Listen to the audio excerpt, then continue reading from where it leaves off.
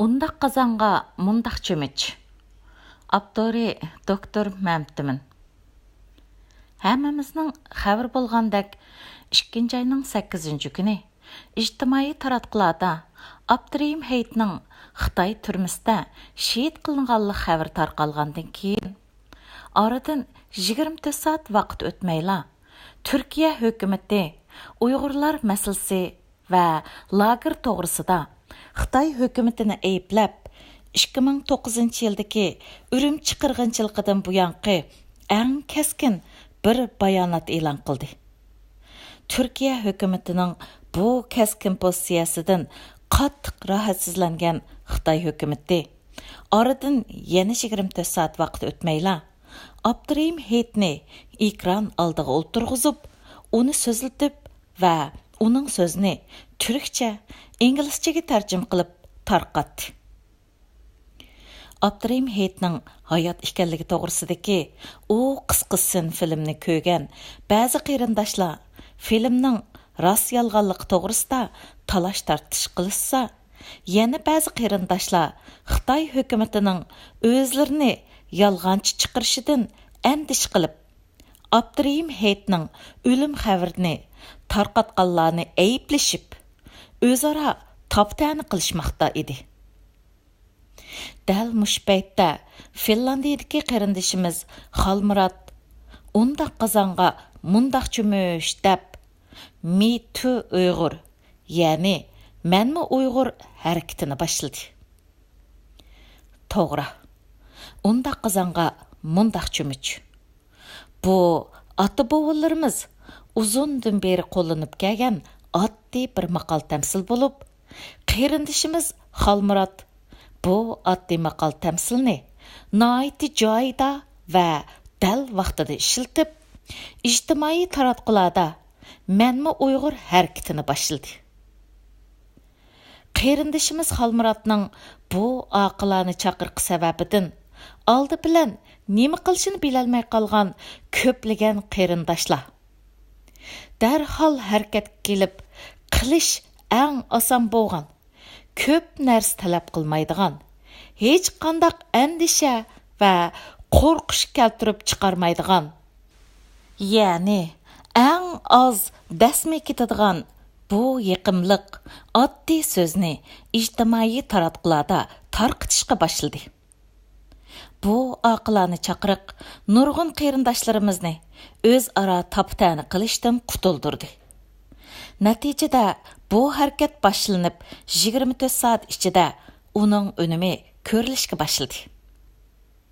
Bugun bu harakat boshlanib qisqagina 96 soat ichida xalqarodagi har xil cho'ng-kichik axborotlarda bu harakat to'g'risida 100 dan ortiq xabar chiqqanligi ma'lum bo'lmoqda.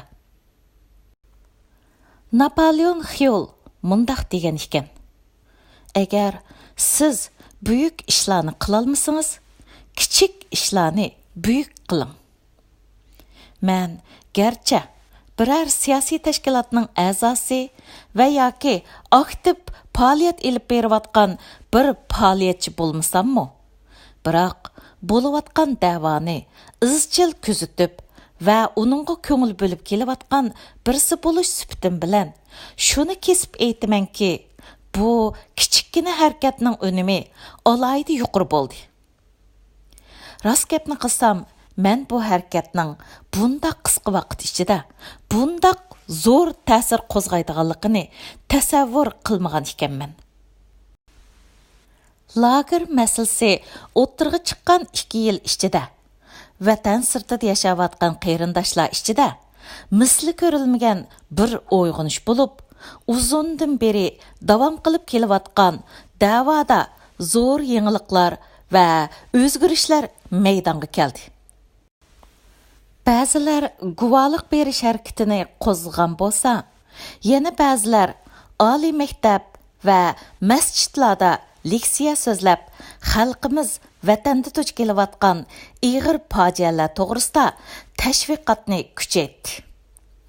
Namoyishlarning shakli, ko'lami va sonidimi ba'zi yangiliklar dunyoga keldi. vatan davası üçün tirishchanlik ko'rsatayotganlar kun sayin ko'paydi. Dava sepi kun sayin cho'ngaydi. Bularning hammasi yaqinqi bir yildan ortiq vaqt ichida yuz bergan yangilik va davoda qo'lga keltirilgan natijalar bo'lib, agar biz ularning hammasiga ayrim bir harakat qatorida qaraydigan bo'lsak, ularning hech biri bu qitimqi bu harakatga o'xshash qisqa vaqt ichida undaq cho'ng ta'sir qo'zg'amagan edi.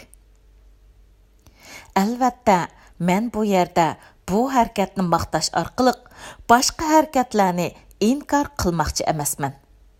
Men bu yerda faqatla yangi ideyaning yangilik yaratishda naqadar muhim ekanligini o'ttirg'a qo'yib o'tmoqchiman. Theodore Levitt mundaq degan ekan: yangi ideya, yangi ishlarni o'ylash demak, yangilik yaratish, yangi ishlarni qilish demak. Mening Amerikadagi 20 yillik hayotim ilmiy tadqiqot bilan o'tdi. Bu 20 yillik ilmiy tadqiqot hayotimda men tunib yetgan eng muhim bo'lgan bir narsa yangi ideyaning naqadar muhimligi bo'ldi. Biz burundan muhim deb qarab kelgan narsa tajriba va yoki tajriba savoq bo'lib, uzundan buyon biz uning muhimligini izchil turda ta'kidlab kelgan. Xuddi 9 o'lchab bir kas degandek, tajriba savoqlarni yakunlab, ishni puxta qilishga alohida ahamiyat berdik. Tajriba savoqlarni egallash, tajribasi mo'l insonlarning fikriga hurmat qilish haqiqatan muhim.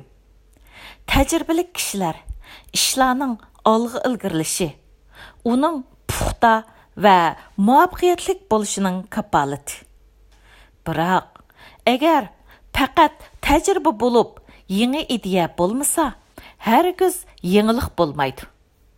Tajribali kishilar agar yangi ideyalarni o'zliksiz qabul qilmasa, ishlar u burun egillagan tajribalarning yetakchiligi bilan o'ngishliq yurishishi mumkin.